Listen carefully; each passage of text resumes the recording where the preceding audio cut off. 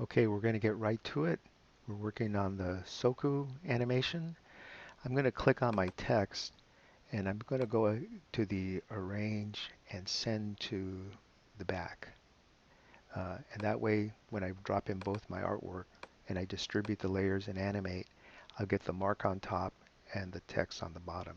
So I'm going to copy that and go in here, do File New, double check and make sure that all the settings are correct, everything looks good.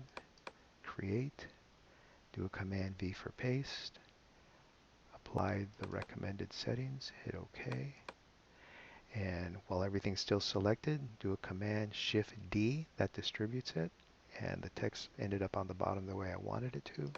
So now double click on here and call that logo. Okay. I'm going to go ahead and do a little housekeeping right now. So I'm going to add a brand new layer.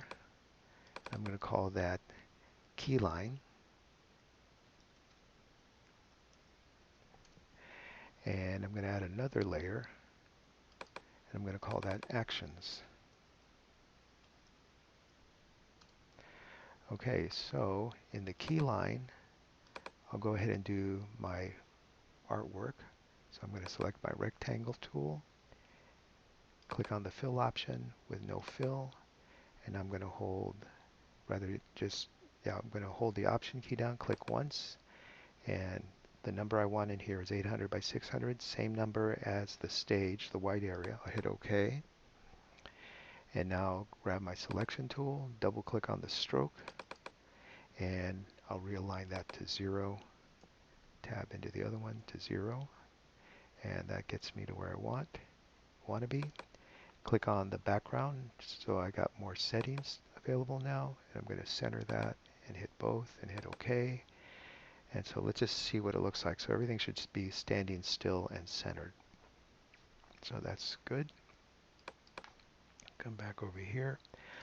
Okay, so from here now I want to set up my animation. So I don't want to animate the keyline frame. I'm done with that. I'm going to lock it so I don't accidentally select it.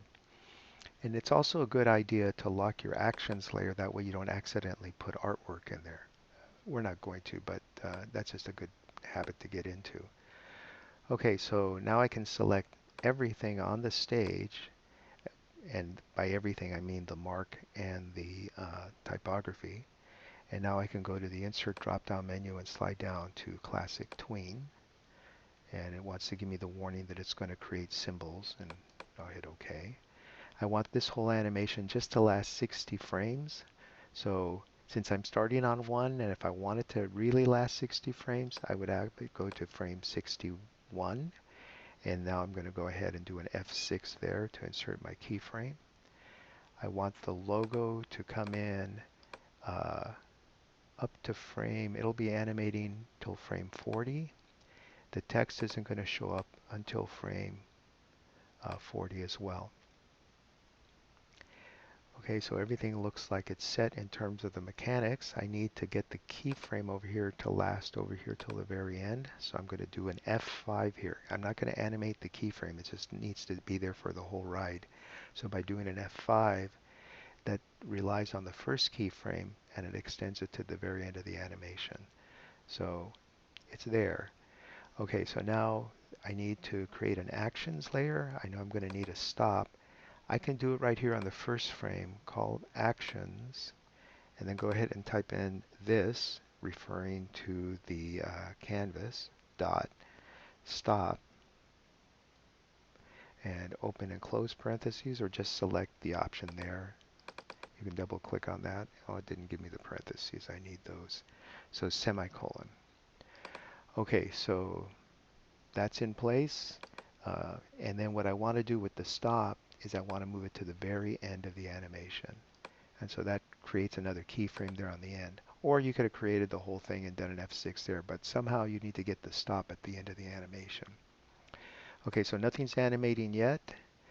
This does show up at the right time, so let's worry about the mark. So this keyframe is selected. That's the one I want. And what I want to do is I want to rotate it backwards. I'm going to do that with the free transform tool.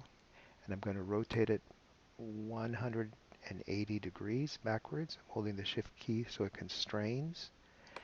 And this is going to make it rotate counterclockwise. And by default, that's the way it wants to go. If everything is even in terms of the angle, it'll want to go counterclockwise. So the simple little trick to make it go clockwise is just to give it a little bit of a nudge the direction you want it to move. So I'm just slightly rotating it clockwise. And what it does is it makes the distance of rotation shorter on the clockwise side, so it'll rotate the way I want it to. So if I drag this, you can see that it's rotating the way I want. I want this to also enlarge smaller, so while the free transform tool is still selected, I'm going to drag this and make it a little bit smaller. And I also want to animate the alpha, so I'm going to go to the color effects, come down over here to alpha, and by default it found the 0, that's fine. So it's going to get fade in and get larger to where I want it. I think I want it to fade in a little bit sooner than wait till frame 40. So I'm going to go to let's go to frame 15, and I'm going to do an F6 here. And in here I'm going to change my alpha, click on my artwork, and go to the alpha settings and crank that up. So now it's going to start off invisible, fades into 100%, and then it keeps on rolling. Then it's time to animate the text. So I'll go to the text now, and the text is just going to be a simple fade.